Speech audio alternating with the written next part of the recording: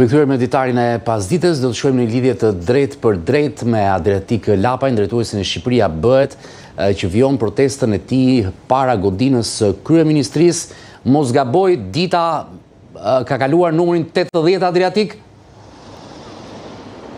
Jo, 77 sot. 77. Jemi afër. Të përshëndes, të falenderoj për lidhjen. Si ma përshkruan së pari këtë rrugëtimin tënd të protestës ditore, e shoqëruar her pas here me protestë kombëtare, siç është edhe ajo e 1 marsit e kësaj të diele? Po, në datën 1 mars, në orën 12 paradite, ne kemi thirrë protestën e 5, sepse ne besojmë fort që sa kohë vjedhemi në mënyrë konstante, duhet mos ndalemi së protestuari në mënyrë konstante. Ka 77 ditë që ka nisur kjo protest, janë qindra të rinj që qarkullojnë të protesta pa ndalim këtu, sepse rrjet 24 në 24 orë, dhe ne po synojmë që numrat i rrisin gjithmonë më shumë. Po e rëndësishme është që ja kemi dalë besoj që në këto 77 ditë ta zhbëjmë atë shprehjen e famshme që në Shqipëri çudia e madhe zgjat 3 ditë. Jo, nuk zgjat më 3 ditë. Si pasojë e rezistencës dhe mbajtjes së debatit publik për një çështje, debati ka 77 ditë që nuk po kalon dhe nuk do ndalet derisa kjo të realizohet. Në gjithë të ditë ne kemi patur mundësi të bisedojmë her pas here së bashku dhe nga hera e fundit deri më sot shumë zhvillime të tjera kanë ndodhur. I pritshmi është nesër se çdo të vendosë Edi Rama për imunitetin e Belinda Ballukut, që me gjas siç është thënë mbas mbledhjes së Këshillit të Mandateve, socialistët janë të kënaqur me pezullimin dhe nuk duan të votojnë apo të japin imunitetin e zënës kryeministre. Si e ke parë këtë qëndrim të pritshëm? Nderuar, nuk është thjesht çështje e emri. Dua që ta kuptoni dhe qytetarët dua që ta kuptojnë qartë çfarë po bëjmë. Nuk lidhet thjesht me një emër të posaçëm, kjo lidhet me një standard. Kjo republik duhet të ndahet nga tranzicioni dhe nga trajtimi i shtetit si pronë personale. Edi Rama Shqipërinë nuk e ka pronë personale, nuk mundet që kur i del një problem me të vetët të ndrojnë ligjin, ndërkohë që kur prokuroria kërkon një mas për kundërshtarin ta duar trokas dhe të thotë që bravo prokuroria, ne duhet të ndërtojmë një shtet ligjor ku të gjithë duhet ta kuptojnë një herë mirë. Shteti nuk është për të vjedhur. Shteti është aty për të ndërtuar një qenie për secilin nga ne. Të mos keni asnjë dyshim që Edi Rama do bëj çdo gjë për ta mbrojtur Belinda Ballukun, sepse nuk është thjesht çështja e Belinda Ballukut, është vetë Edi Rama. Është vetë sistemi i tij që po kërcënohet nga drejtësia dhe është koha që shqiptarët të vendosin a do të jenë në krah të drejtësisë, a do të jenë në krah të partisë dhe do të bëjnë tifozlok. Nëse qytetarët e këtij vendi zgjedhin që të mbështesin partinë dhe jo drejtësinë, atëherë përfundimisht ky vend do të shkojë në një drejtim që do të jetë fatal për gjithë shoqërinë, e cila edhe aktualisht është në gjendje katastrofale.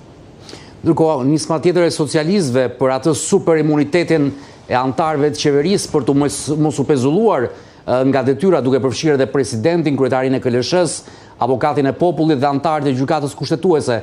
Si ke parë si politikan, por dhe si jurist?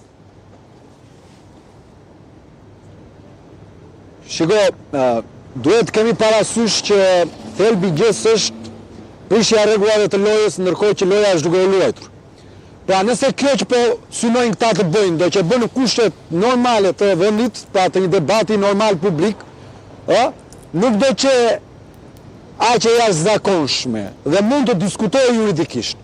Por fakti që këta e bëjnë në kohën kur gjatë çështjes të fjalë del që duhet të merret e paneu zonja Balluku dhe duhet arrestohet, kjo bën të kuptosh që këta kanë humbur logjikën. Këta duan që patjetër ta mbojnë me çdo kusht dhe kjo është prishësh rregullat juridike të një republike demokratike gjatë kohës ku drejtësia kërkon të bëjë drejtësi. Pra me këtë standard që ne nuk duhet ta lejojmë kurrësi, i bën që këta të zbatojnë teorinë pse ligjet tona do na ndalojnë ne. Sigurisht që këta i kanë numrat sepse përmes vjedhjes pushtetit, përmes vjedhjes buxhetit shtetit, përmes krimit të organizuar, kanë marrë numra të cilat nuk janë real dhe nuk përfaqësojnë vullnetin popullor dhe koha po i tregon dita ditës. Dhe këta tashmë ato numra që gjasme i morën për të integruar Shqipërinë në Bashkimin Evropian, po na i përdorkan për të vendosur standard që sa herë del një problem me qeverinë, u ndrokan ligjet dhe rregullat për qeverinë. Deklaratat e McAllister, drejtues të Komisionit të Jashtëm të Parlamentit Evropian, pak ditë më parë në Tiranë, si i pe qoftë mesazhet për qeverinë, se është test çështja Balluku, tekst kritik madje për luftën ndaj korrupsionit për Shqipërinë, por kishte mesazhe edhe për opozitën, atë jo opozitën tuaj, kishte për pjesën e Partisë Demokratike për protestat e dhunshme më tepër. Ajo që duhet të theksoj është që Parlamenti jonë, që është organi kryesor i një republike parlamentare si Shqipëria, është përballë një testi shumë të madh. Pra, institucioni qendror kryesor i vendit është përballë një testi legitimiteti shumë të madh.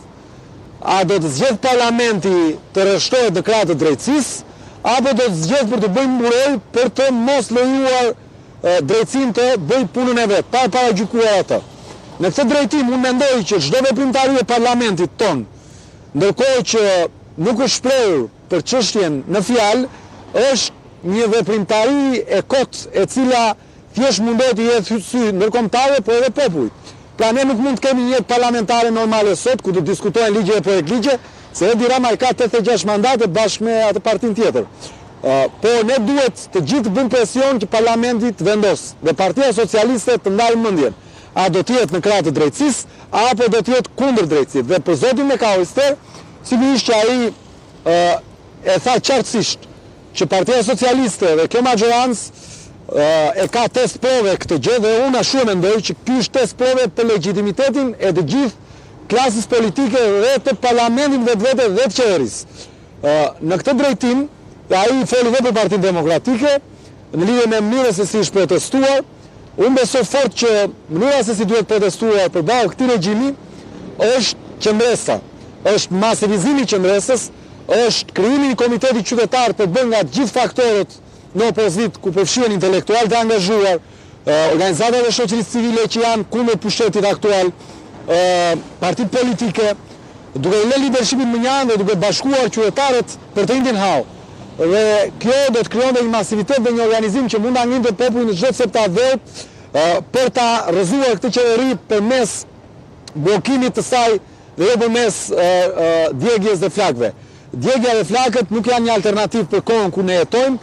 Unë e di mirë këtë dhe ndaj kam 77 ditë që reagimin me këtë ekip fantastik djemsh e vajzash po e bëjmë përmes qendresës dhe përmes ndërgjegjësimit, përmes hapjes së këtij mesazhi brenda dhe jashtë vendit dhe përmes mediatizimit të tij brenda e jashtë vendit.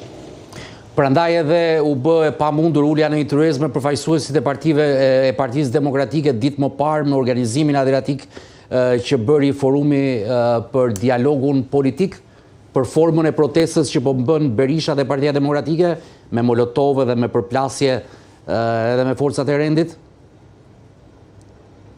I nderuar, ju jeni një ndjekës dhe vëzhgues prej shumë vitesh i politikës dhe besoj e keni ndjek me vëmendje çfarë po ndodh, Ne nuk mund të paragjykonim a priori një grup intelektualesh që thonë duhet ulemi ta dëgjojmë njëri tjetrin. Se nëse ne do thoshim një jo kategorike, kjo do të qetë mos merreshim me politik, e të mos ishim njerëz të qytetëruar. Sigurisht që ne tham po bashkëbisedimit, uljes, një bashkimit të madh të qytetarëve të gjitha faktorëve në opozitë. Por sigurisht e kushtëzuam këtë jo për kashur, po për të mirën e kauzës dhe të vendit, me disa pika që janë shumë të rëndësishme, ndër të cilat, një, angazhimi të gjithë faktorëve në një protestë pa ndalim këtu në shesh 24 orë në 24 dhe krijimi një komiteti qytetar për qeverinë tranzitore që të organizojë protesta masive në të gjithë vendin në të njëjtën kohë. 2, ulja në shesh dhe diskutimi në shesh, pra tyreza të jetë një forum i hapur në shesh pa kryetarët e partive. 3, dakordësimi të gjithë këtyre faktorëve për një draft kod zgjedhor që t'i propozohet faktorit ndërkombëtar dhe t'i lihet si detyrim palës tjetër Partisë Socialiste për të hapur më në fund garën, për të imponuar një sistem proporcional kombëtar me lista të hapura me një zonë zgjedhore me 140 deputet, siç e ka Kosova si model, edhe tjera pika të cilat janë të rëndësishme. Këto pika nuk janë realizuar nga palët e tjera, u tha po në parim, u tha po dhe mediatikisht, por ku erdhi puna për t'i aplikuar, nuk ka ndodhur. ne nuk jemi këtu për të ullur e për të diskutuar për pazare politike, ne jemi këtu sepse besojmë fort që kjo qeveri është e korruptuar, duhet bjerë, besojmë fort që një qeveri tranzitore duhet krijohet me një mandat 12 mujor, me intelektualet më të mirë për të përgatitur vendin për zgjedhjet e para të lira demokratike, dhe besojmë fort që është shumë e rëndësishme imponimi i një kodi zgjedhor i cili e demokratizon vendin. Sepse siç e keni ndjekur, këta zihen kërcet dhe Molotovi dhe kur vjen puna, ulen dhe bashkë e bëjnë reformën zgjedhore dhe miratojnë me votat e dy palëve siç e bën në 27 korrik të vitit 2024. Që do të thotë ti dyshimin e ke edhe për këtë reformë të nisur, që kështu mund të ndodhë mes PS-s dhe PD-s siç ka ndodhur edhe në të shkuarën. Eksaktësisht, dhe bara e provës i takon Partisë Demokratike dhe ne ndaj kemi vënë si kusht zbritjen e tyre në shesh në një protestë që i deklarohet popullsisë pak thim pas 24 kur gjithë partitë politike zbresin këtu dhe ne nuk kthehemi më në subjektet tona partijake dhe nuk vazhdon më normalisht jeta në këtë vend nëse nuk gjendet një zgjidhje politike dhe krijohet një qeveri tranzitore. Ne duam prova që ata e kanë seriozisht dhe nuk e kanë thjesht një lojë të radhës për të arritur reformën me Edi Ramën dhe për të vazhduar bipolariteti, bipartizanizmi i tyre në lidhje me reformën zgjedhore dhe me mbajtjen peng të vendit në tranzicion. Se edhe një pjesë e mirë e zyrtarëve të Partisë Demokratike kur pyeten nga ne gazetarë të ftuar në studio janë për të radikalizuar edhe më tej qëndrimin dhe protestën, për qëndruar sa më gjatë në shesh, pandalim, grevurie, ngritje çadre, vijimi greves në parlament, por deri tani kemi parë vetëm protestat që nisin rreth orës 18 dhe e fundit zgjati më shumë, përfundoi diku rreth orës 23 mbrëmjes, pra nuk ka ende një vendimarrje, edhe pse opsionet thoni kanë të gjitha në tryezë.